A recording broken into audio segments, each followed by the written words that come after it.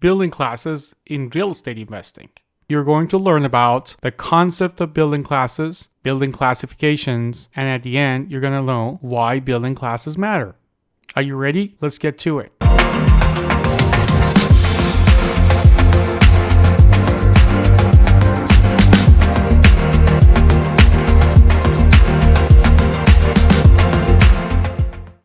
Commercial real estate brokers, lenders, and appraisers have created a rating system for the quality of commercial properties. These are Class A, B, and C. And you may ask, is there a Class D as well? There is also Class D, but that's hardly mentioned in the main real estate categories, but I can tell you that these buildings exist. First of all, you should know that you won't see a big sign in each building with its class. That's a fact. Each category relates to a different level of price, quality, and amenities. However, since real estate quality varies greatly from place to place, say for example from one city to another city or from one country to another country, A, B, C, and D classifications are subjective. Let me talk a little bit more about that. Alright, what does that mean? They are based on what's available in a specific local area. For example, a Class A building in a mid-sized city or suburban area might be a Class B building in a larger urban market. So each market have a different set of qualities.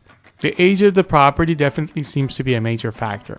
Class A properties age into Class B and into Class C, where they will remain indefinitely if they're good looking, well maintained, and located in good and safe neighborhoods. If not, they may be designated Class D. Here are some general rules underlying these classifications that you should know. So let's talk about Class A properties.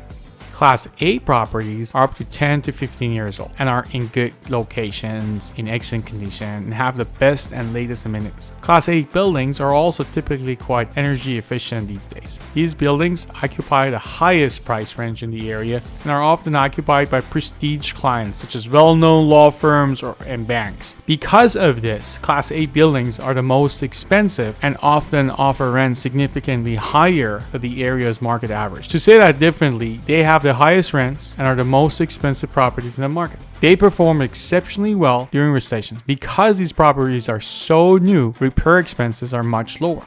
These buildings usually have high quality construction, great location, top-notch management, and lots of visual appeal. A high parking ratio, state-of-the-art HVAC systems, the latest in security communication systems, and best-in-class amenities.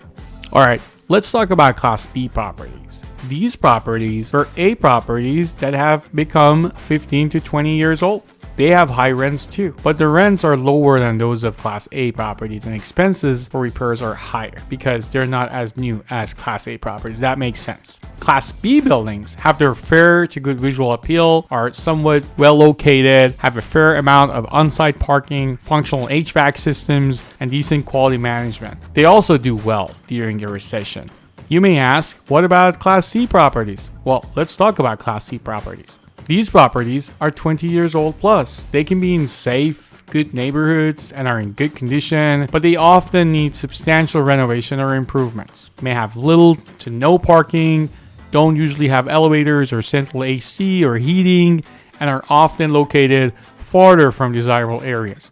They can be in need for minor repairs and remodeling. A Class C property can be located in a Class D neighborhood, but be considered Class C because it is in good condition and getting decent rents. In contrast, a Class D property in a Class C neighborhood will always be classified as Class D. Class C office buildings are more likely to be occupied by small family-run businesses or newer companies that cannot afford high-quality space. Since Class C buildings occupy the lowest price point in the area, they typically offer below market rents. These properties perform moderately well during recessions with the exception of hotels, office, and retail properties. Now, you may ask, what about Class D properties? Alright, let's talk about them. Class D properties are old and worn out. They're in need of major repair or demolition. As you can imagine, properties in Class D areas are old, deteriorated, and often in disrepair. Although properties are cheap, they require tons of maintenance, so be careful. They may need a lot of maintenance, renovations, and other expenses that often make them not worth the investment. They're typically located in less desirable neighborhoods with working class tenants who are typically slow pays or no pays. They might appear to be an attractive buy because they have the highest cap rates and are the most profitable, but the risk of buying such properties lies in improving the property for the neighborhood and appraised value. Now that we've talked about different classes of properties, let's dig into them a little bit more. Class A properties are the most expensive and have little or no room to add value. They are considered stable income and cash flow for rental purposes. Adding the latest amenities to a Class B property, upgrading its finishes, and adding landscaping and new signage can push it back into being a Class A rating and yield higher rents. Finding a Class C property in a good location with under market rents that needs just cosmetic work will give you the best return on your investment in a buyer's or seller's market. Class D properties are old, run down, and often in need for significant repairs. They're located in declining communities, so remember, Class D buildings are cheaper than other classifications, and that may be the reason they seem to generate cash flow well. But that is mostly on paper because the repairs cost and other expenses are also very high. So in most cases, there may be little to no capital preservation with this class of the asset. Let's talk a little bit about a seller's market. In a seller's market, be careful of paying too much for a Class C property in a good neighborhood, as they are often priced close to what Class B properties command. Class B properties have much lower incidences of deferred maintenance and run lower repair expenses. In this situation, you may choose to buy a Class C property only if it is in a superior location and also in a very good condition, and may have plenty of opportunity to raise rents. Alright, now you need to know why building classes matter. Simply, a property's type and building class matters because it can quickly provide a potential investor with a significant amount of information and a way to evaluate the risk and return nature of investment.